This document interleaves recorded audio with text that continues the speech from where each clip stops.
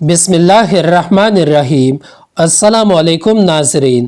زمانہ قدیم میں بادشاہوں، تاجروں، وزیروں اور امیر لوگوں کے لیے حمام ہوا کرتے تھے، اور یہ حمام عورتوں اور مردوں کے لیے الگ ہوا کرتے تھے، جیسا کہ دور حاضر میں مساج سنٹر ہے۔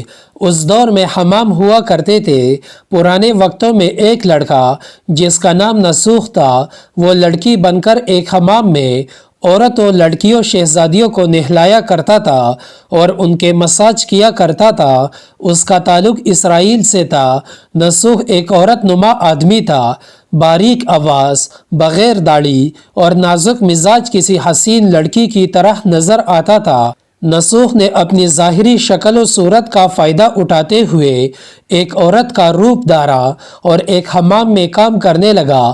وہ حمام عورتوں کا تھا اور اسرائیل کے بادشاہ کی ملکہ اور اس کی بیٹی سے لے کر تاجروں اور امیر لوگوں کی بیویوں اور بیٹیوں سمیت عورتیں اس حمام میں اپنا مساج کروانے آیا کرتی تھی۔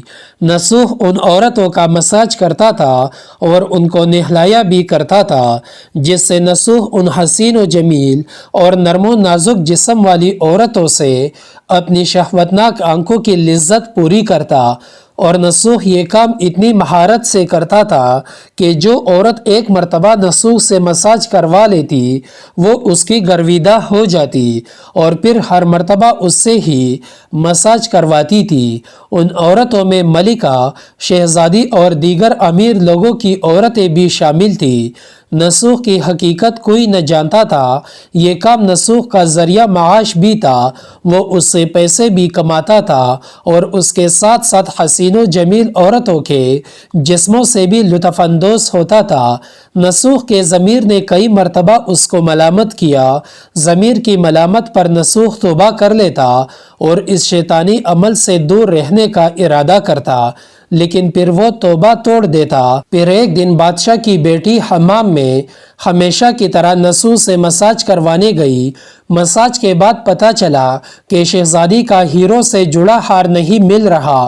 شہزادی نے حکم دیا کہ سب کی تلاشی لی جائے۔ نسوخ اپنا راز پاش ہونے کے ڈر سے ایک جانب جا کر چھپ گیا اور دل میں سوچنے لگا اور کہنے لگا، یا اللہ مجھے معاف کر دے اور میرا راز رکھ لے۔ میں آئندہ کے بعد اس شیطانی عمل سے توبہ کرتا ہوں۔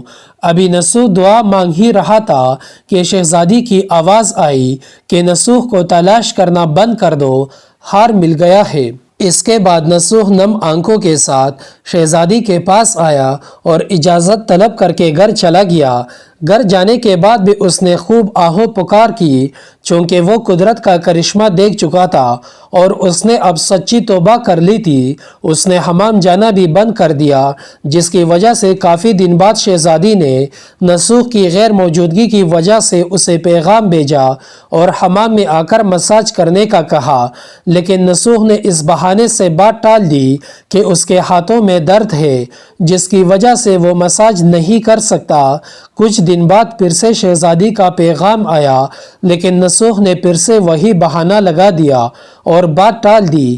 نسوخ نے سوچا کہ اب اس کا اس شہر میں رہنا مشکل ہو رہا ہے، چونکہ شہر کی تمام عورتیں نسوخ سے مساج کروانے کی عادی ہو چکی تھی اور اس کی مہارت کی گرویدہ تھی۔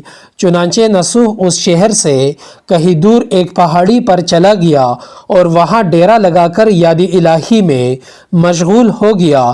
ایک دن اس نے اپنے پاس ایک بھینس کو دیکھا جو کہ گھاس کھا رہی تھی۔ اس نے سوچا کہ شاید یہ کسی چرواہے کی بھینس یہاں آ گئی ہے۔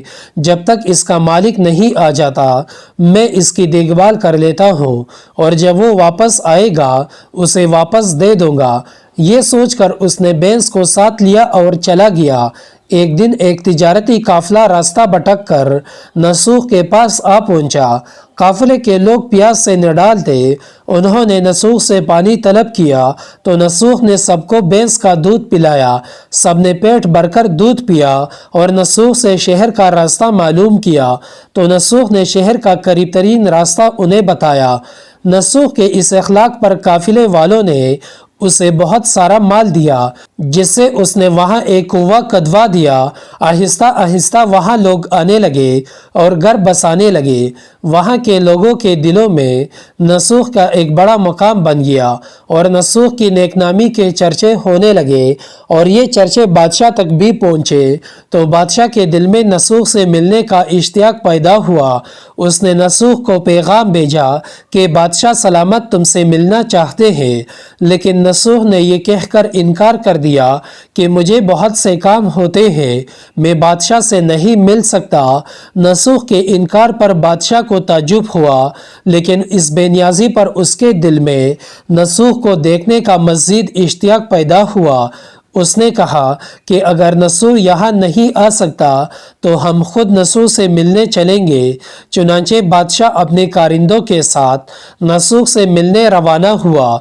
कुदरत का करना ऐसा हुआ कि जब बादशाह ने नसूह के इलाके में कदम रखा तो कुदरत की तरफ से मलिकुल मौत को हुक्म हुआ कि बादशाह की रूह कब्ज़ कर ली जाए और बादशाह वहाँ इंतकाल कर गया। चूँकि बादशाह अकीदतमंदाना नसूह से मिलने आ रहा था और रियाया भी नसूह की नेकनामी की ग्रविदा थी, तो नसूह को बादशाह की जगह तख्तनशीन कर दिया गया। नसूह ने बादशाह बनने के बाद अपने इलाके में अदलो इंसाफ के कवानीन बनाए और उन पर अमल करने के अहकामात जारी किए।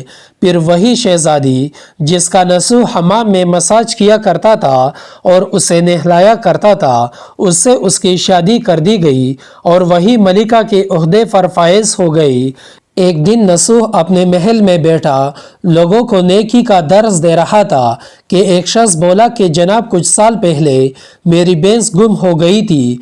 मैंने उसे तलाश करने की बहुत कोशिश की, लेकिन वो मुझे ना मिल सकी। मेरी मदद करे। नसूह ने उस शख्स का जवाब दिया कि तुम बिल्कुल भी फिक्र मत करो, तुम्हारी बेंस मेरे पास ही है। आज मैं जो भी हूँ तुम्हारी उस बेंस की वजह से ही हूँ। इस पर नसूह ने अपने कारिंदों को हुक्म दिया कि मेरी दौलत में से आधा हिस्सा इस बेंस के मालिक को दे दिया जाए और इसे उसकी बेंस भी लौटा दी जाए। इस पर वो शख्स बहुक्मी इलाही कहने लगा कि ए बादशाह, जान लो कि ना तो मैं इंसान हूँ और ना ही वो बेंस जानवर है। हम दोनों फरिश्ते हैं और अल्लाह की तरफ से तुम्हारा इम्तिहान ले रहे थे। ये सारा माल तुम्हें मुबारक हो। ये सब कुछ तौबा करने पर तुम्हारे इनाम के तौर पर तुम्हें अता किया गया है। इसके बाद वो दोनों फरिश्ते गायब हो गए। नसूह ने माल कमाने के लिए अल्लाह का नापसंदीदा काम मुंतखब किया था, लेकिन जब वो काम अल्लाह के खौफ की वजह से छोड़ा तो अल्लाह ने उसे बादशाहत अता कर दी। हराम तरीके से लिज्जत लेना छोड़ी तो अल्लाह ने उसके निकाह में शहजादी दे दी। अल्लाह पाक हमें सच्चे दिल से तौबा करने की तौफीक अता फरमाए और मरते दम तक इस तौबा पर कायम रहने की तौफीक अता फरमाए। आमीन या रब्बुल आलमीन।